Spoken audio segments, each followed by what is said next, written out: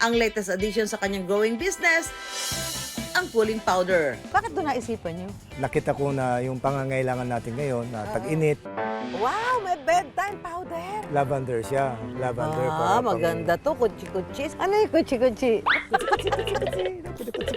Ah, pag ginikilite. Kutsi-kutsi, baby. Yeah. Ay, ang bang nga. Oo nga.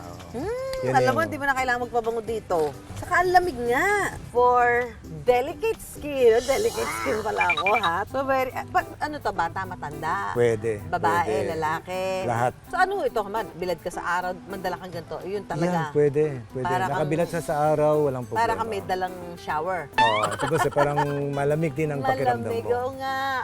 Ang cooling powder, meron ding version na perfect gamitin bago matulog. Meron ding cooling powder para sa paa at kilikili at marami pang iba.